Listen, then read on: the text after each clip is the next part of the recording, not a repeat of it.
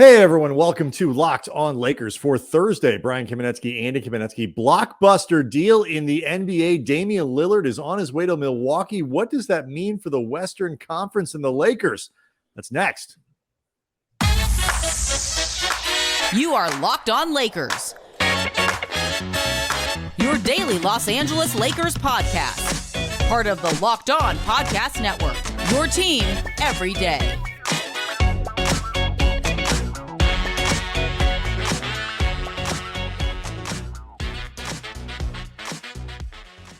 Thanks to everybody for making Locked On Lakers your first listen of every day, Monday through Friday, no matter how or where you get your podcast. It's always going to be free. It is never going to be behind a paywall. And Locked On Lakers on YouTube is where you can go hang out with darn near, I will set it the other way, 21,000 subscribers to the channel, all of whom super excited about next week's Media Day, Andy. It is here. It is Monday. The season kicks off, training camp. No more of this off-season nonsense.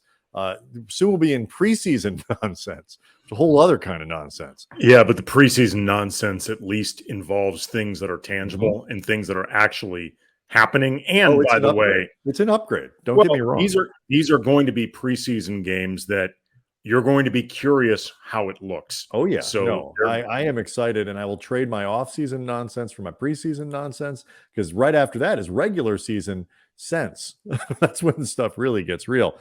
So Andy, I'm minding my own business on Wednesday afternoon, just doing what I do, and I pop on a couple Zoom calls and don't have access to social media, and I come back and the entire NBA universe has exploded. Damian Lillard, while I was on the phone, was traded to Milwaukee, a 3-team deal with the Bucks, the Suns, and the Blazers. The headliners here: Milwaukee gets Damian Lillard, Phoenix gets Yusuf Nurkic, Nasir Little, Grayson Allen, Keon Johnson. So basically depth for the Suns. And the Blazers, their return for Damian Lillard, D'Andre Ayton, a couple pick swaps, a 2029 unprotected first rounder, and Drew Holiday, which presumably is a guy that they will now turn around and trade somewhere else between now and the end of the year for. There is no presumably. If it doesn't happen, it means they failed to do it. There is nothing presumptive about saying they're going to be looking to move Drew Holiday beyond all the immediate reports that they are looking to move Drew Holiday. So it's not one of those situations where like a guy like commits a crime and gets arrested and we have to make sure we put allegedly in front of it.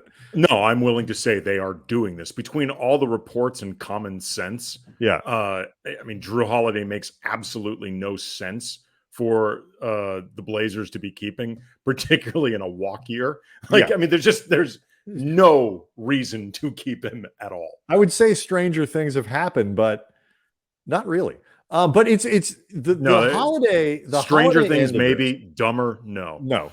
The Holiday part of this, and we'll get to it in a second, is actually one of the, I think, more fascinating wrinkles of this trade, because obviously we won't break it down from the perspective of what it means for the Western Conference, what it means for the Lakers. And the Holiday end of it, I think, is one of the most significant parts of it when you want to really just break that down. So we'll get to all that in a second. But what was your reaction when you saw that Dame was traded, and then the Dame was traded to Milwaukee? It's interesting. I had heard the Bucks as a potential destination in terms of people talking about, could Dame go there, because Giannis has been recently and very much unprompted talking about how he needs to see, commitment from the Bucks towards winning, being in a championship window space that was still open. And, that leads to people thinking about, could you send Dame there? But most of the discussions that I heard talked about it, there was difficulty figuring out how to make it happen, because like something like this, it required a third team. But now that he's there, we can get into the piece of, the star demand, power, player empowerment. Did Portland do Dame right in all of this? Like that whole discussion. Well, no, I think it's interesting.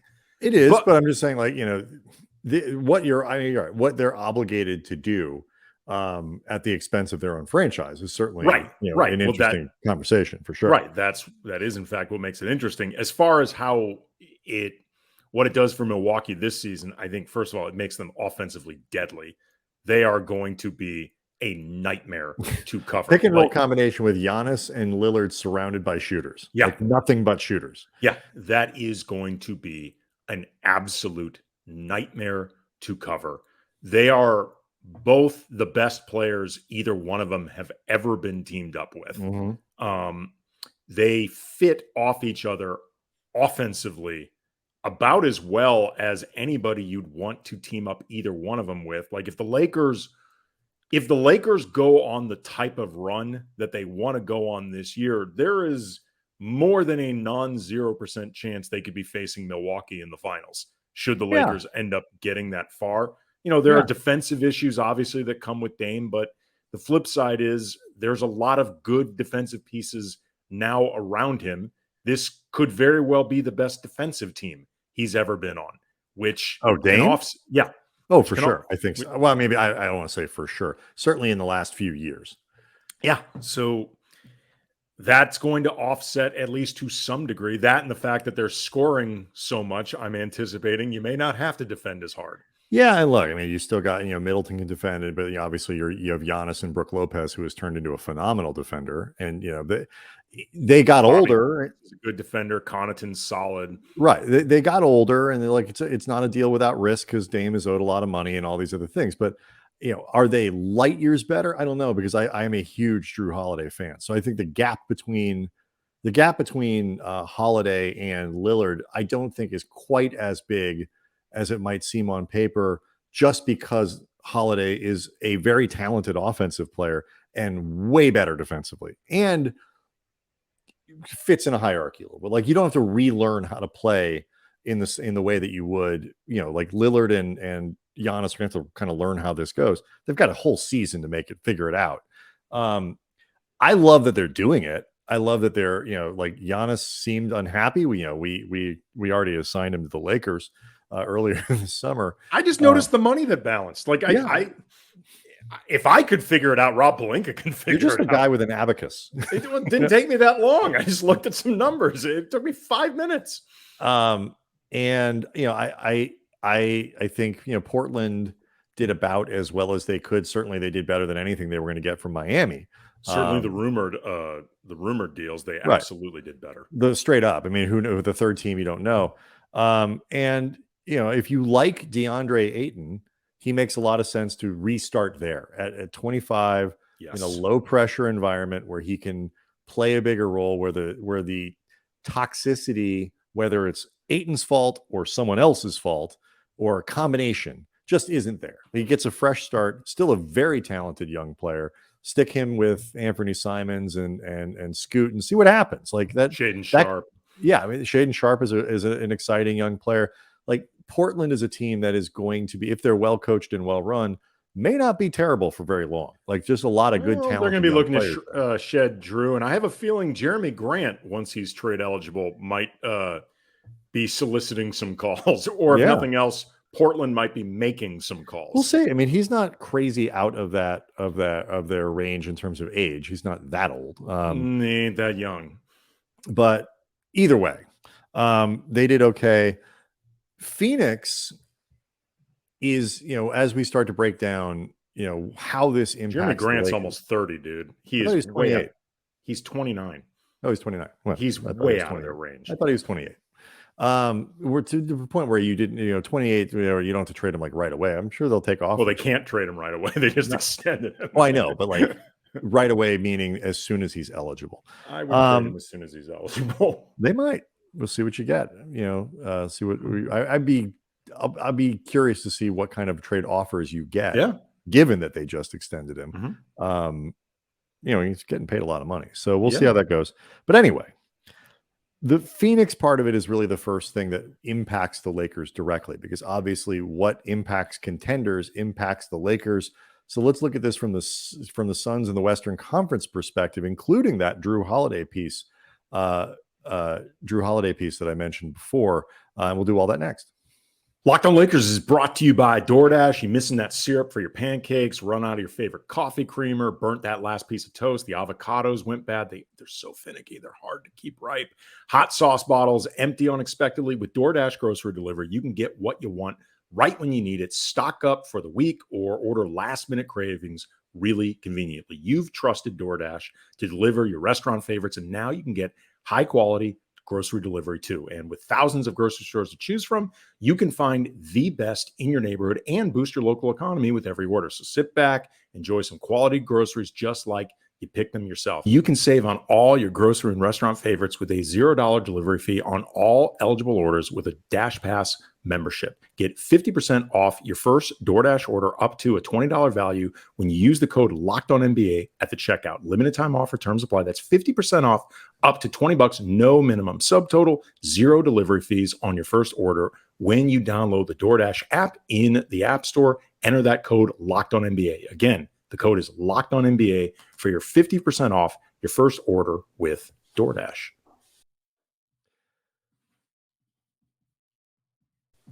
So generally speaking, Andy, they say in the NBA, the team that gets the best player ends up with the best part of a deal.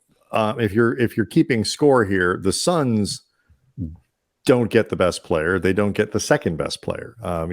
Lillard obviously won. Oh, they gave up the second best. They gave up the third best player. Holiday's better than Ayton, so they gave up the third best. That is true. I forgot about that. So, in that sense, you look at it and say, like, so what did they get here? And what they chose to do, very obviously, was remove DeAndre Ayton from a situation where nobody seemed happy anymore. But also they tried to turn him into depth. And the Suns did remarkably well, I think, in the offseason, given what they had available to them resource-wise after making the Beal trade. But there's still a lot of question marks and a lot of things you look at and say, I'm not so sure. They can always use more decent players and more players that aren't minimum guys. Guys that make $6 million, $8 million, whatever, like Grayson Allen and stuff like that. So when I first saw this, my first reaction was about Nurkic was like, can he still play? And he's definitely not the Nurkic of old. So there's that. He's just the Nurkic that's old. That's right. How are they better, do you think?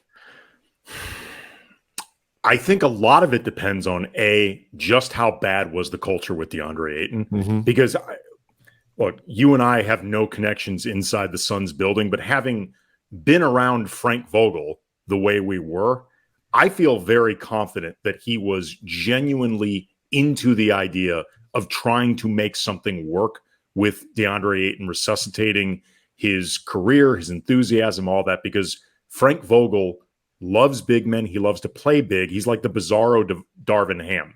Darvin likes to go small all the time. Frank Vogel likes to go big all the time. So I would be willing to bet that Vogel was genuinely interested in trying to do something with Ayton. So you have to wonder how much of this is really just, we needed this guy out of the locker room. There are other players in the locker room that had issues with him because, Nurkic is, I guess when he's healthy, he might be a defensive upgrade. He's certainly a big and physical presence that they didn't have otherwise. Right. Although, I would argue that if you got DeAndre Ayton in the right mind frame, so is he. And he certainly had been a couple years ago. And then in the meantime, Nurkic is a decided offensive downgrade, right? Which I guess makes him a Vogel player because he hates scoring. But also shouldn't be a problem on a team with Booker, Beal, and Durant. Well, no, I get that, but still, sure. No, I get it. I follow. It's a downgrade. And, like Grayson Allen is a rotation player. Nasir Little, when he's healthy, which is not often, but he's got some talent. I think Little is actually the player there that can make the biggest difference. I was a big fan of that part of the acquisition. Keon Johnson is probably, if nothing else, no worse than any of the other vet min guys. I read they're going to try to waive him or trade him before, or might have to waive him. Right. In certain respects, what I think this really becomes in the end, and we won't know until we see it play out for a few years. But what they did today in a lot of ways is going to be like a continuation of, a referendum on the Bradley Beal decision. Because when they traded for Beal, they put themselves in this position where they had no outs when it came to roster building. You know what I mean? And like they really boxed themselves in with these incredibly aggressive moves that, Matt Ishbia, upon taking over this team, clearly wanted to make some like just massive swings, beginning with bringing in Durant, like having owned the team for like an hour. So I think in a lot of ways, this is just going to be part of a continual referendum on, especially the Beal piece of this, how they go about building teams in the Ishbia era, because they've gone big, but they've also gone limited. It'll be, and I think like from the Lakers perspective, I think I was probably a little bit more intimidated by this team, especially given the ups and downs of somebody like Nurkic.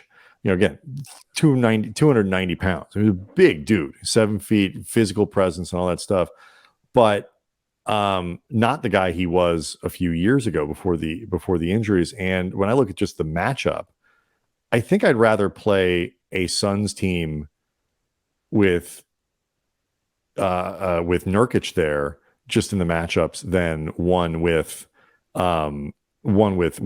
I feel like, Anthony Davis, his defensive versatility, I understand you maybe wouldn't want to be, that physical with somebody like Nurkic, but Nurkic isn't going to turn a series like that. The downstream impacts of Davis needing to spend time on somebody like Ayton over the course of more of a game, because I don't think Nurkic can play the kind of minutes that Ayton would have.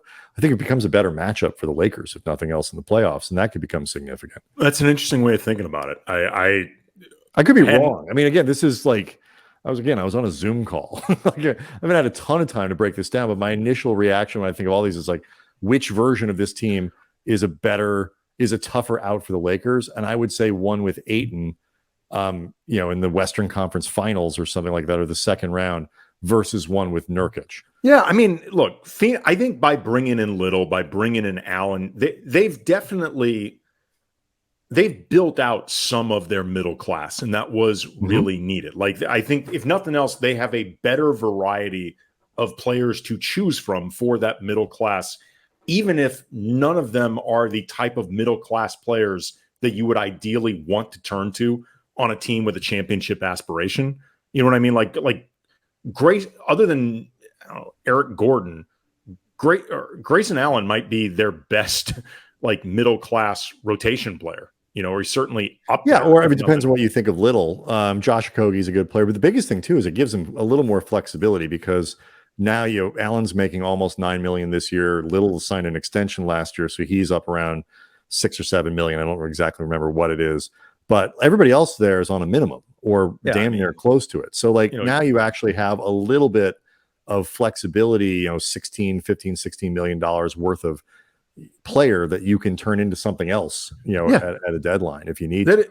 They may be continually looking to do that, but then the flip side is, even if the guys that you're not moving are necessarily dial movers in their own right, then you have to relearn how to play with the new guys yet again on the fly. Like, it will be a referendum on the decisions that they've made over the last year. Like, I was about to say, and Nurkic himself, I forgot, makes 16, 17, 18 million, or whatever it is. I was just thinking about this. Like, is there anybody that was on the Suns 2 years ago other than Devin probably Booker? Not. It's crazy. I mean, other than Book. Yeah. This is why, and this trade doesn't change this even in the slightest, but this is why when I was on TV a couple weeks ago, doing the stuff with the Lakers station, I said the Suns were the most intriguing team in the Western Conference, because this could go in any direction. There is so much wiggle. If this works, Durant stays healthy, Booker stays healthy, and the combination where like the Suns are going to be terrifying, because they now do have enough depth. I mean, they don't have. I don't think the Lakers have better players through the rotation, I think, than the Suns do. Absolutely. But the Suns aren't trash behind their big three. And so that makes them, to me, it just makes them, you look start like Nurkic, Allen, Little, Gordon, Okogie, Bates Jop wasn't terrible. Eubanks is a serviceable backup. A lot of people love Yuta Watanabe. Jordan Goodwin's not a bad, backup point guard. Like they've got decent enough players that they can, I think, make this work. But so little that here's what I would say is the difference between Phoenix and the Lakers. If we're talking about this as, obviously there's Western Conference, jockeying that's going to go on for seeds during the regular season. But if these two teams met up in the playoffs, the Lakers have far more just established players, period, Correct. that they're going to be relying on. Like even for all of D'Angelo Russell's ups and downs in the playoffs, and those are real, for all of Christian Wood's non-existent playoff track record, because he's never been, like Christian Wood is a more established player than basically anybody we've discussed with the Suns that is not part of the big three, or I guess Nurkic.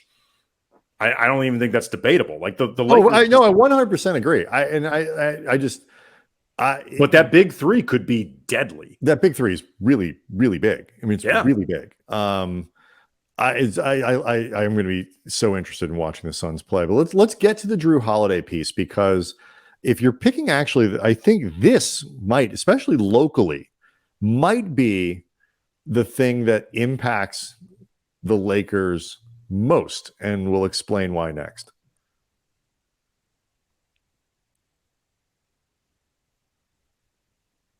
All right, so I'm sitting in the where are they still? Are they still in Marina Del Rey? The Clippers these days, they haven't moved offices yet. And I see Drew Holiday is now traded to Portland. I have been connected to James Harden rumors all summer long.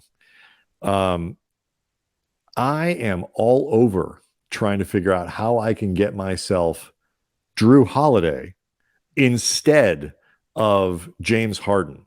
And if that were the case, you add Drew Holiday to the Clippers, that becomes, with George and Kawhi Leonard, and Russ, and I guess to that extent, like that is a Zubats.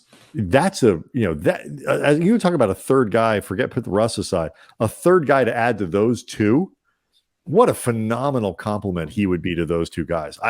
That could be a balance of power type changing trade in the West, were the Clippers able to figure out how to get Holiday to their squad. Yeah, I mean, there's always the caveat that just will accompany the Clippers, any discussion of them, as long as Paul George and Kawhi Leonard are on this team, like from now until the end of that time. Right. Those two have to stay healthy, right? Because if those two, so does Holiday for that matter. Right, sure, but I am much more willing to bank on Drew Holiday staying healthy than Kawhi or Paul George. Like if you're asking me to put some money, I guess if FanDuel offers that, and it'd be kind of cruel if they did. Feels a little mean, but who's going to stay healthiest? I'm putting my money on Drew Holiday, and it's not even close. But if those three are available and healthy, that is a defensive nightmare. I mean, an absolute nightmare. And Drew Holiday is a guy that can score, if maybe not always as consistently as you like. He's certainly capable. He's easy to plug into anything, any lineup you're doing. He's a great guy. Like he is by all accounts. I mean, you and I have both met him, periodically in that, but everything you ever hear about him, incredible team culture guy. Local, would love to be in Los Angeles. And too, I think he is somebody that, if nothing else, I think can help these Clippers with some leadership and getting everyone sort of on the same page with some more urgency during the regular season. Because I don't think that's something I know some of it has to do with availability, but it's not something we've really seen from Kawhi or Paul George. No. It'd be interesting if you have to sell Russ on coming off the bench again, but you figure out that you figure it out. You figure that out. But I'd rather have Holiday over James Harden. It's not even close. It's not even close. And all of us, the irony here is actually my dream scenario here, even as somebody who has defended James Harden's sort of game over the years. The guy himself is like, no, I want no part of that. I would find it absolutely delightful if after all of this, he ended up being traded to Portland somehow so that the Sixers could reacquire Drew Holiday, like That's like interesting. all these years later, because Holiday, if I'm the Sixers, I would rather have Holiday than Harden, or any, whatever the Clippers are going to get back to me. But anyway, Portland's not going to do that in a million years unless Harden's going to be up for a buyout. Just up for a buyout or up to get more stuff. Maybe you get better. So I'm not saying, I haven't looked to see how you would make it work. I just like the concept. But, you add James Harden to the Clippers. That is obviously a higher profile trade. It's going to get, but look at that big three, But first and foremost, Harden is way more difficult to integrate offensively. He's a terrible defender. So they don't solve really, you create some problems in that regard. And then you're just adding all the waves arms about James Hardenness of this thing. If I were the Lakers, I would be so much happier about them getting I'd rather them have Harden than Holiday with that roster composition. And despite the fact that nationally it would look like the Clippers are all of a sudden vaulting themselves up to the top of the conference if they got Harden. Well, here's what I think is really interesting. Any team around the league that gets Drew Holiday, by definition, that's a contending team. He's joining a contender because only contenders would be interested in him unless they just have a direct line. They know we can flip him specifically, whatever. Like, it's only going to be to a contender. Any contending team that gets Holiday, they're better automatically because, again, he's a really good player and he's so easy to fit into anything you're going to do. And that's just a fascinating wrinkle of what happened today, because with all the three-team machinations that you'd hear about, or, some of these fake trade proposals, in Toronto, which never totally made sense to me, like the idea of bringing in Dame to Toronto just because they're not nearly in the position that they were when Toronto a few years ago rolled the dice on Kawhi. That was a team that had kept getting to the Eastern Conference Finals. The DeRozan, especially Lowry thing, you'd have to give up like Scotty Barnes and Nonaby or those guys to get Lillard there. So you're not adding right. And the DeRozan Lowry thing had run its course. Like, they needed to do something different. Right. But like, I don't think anybody, forget just the idea of Dame going to Milwaukee, as far as people not expecting that. Nobody expected all of a sudden Drew Holiday to be available. Like, that's it's a potential game changer, like I said, and impact. Before let's do a couple minutes on this concept of whether or not the Blazers ultimately did right by Lillard. There's been some reporting that Team Lillard quietly behind the scenes opened up a little bit more of their available options, not surprisingly, after it became clear that the Blazers were not going to trade him to the Heat, and that there really wasn't a deal out there that could work for them. I've seen a lot of criticism, or at least some criticism, of the Blazers that they somehow like owed it to Lillard to get him to Miami. Do you buy that? No.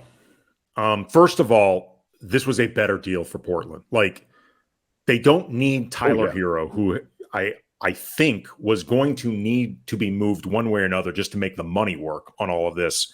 They don't need Tyler Hero. It's not because Tyler Hero is a bad player. It's because they're already guard heavy on that team. They've already got Anthony Simons, who is very similar to Tyler Hero, on another long-term deal. Like, they don't need Hero. Ayton is a young, we've talked about Ayton fitting in with what Portland's doing. Drew is going to get them a pick or picks.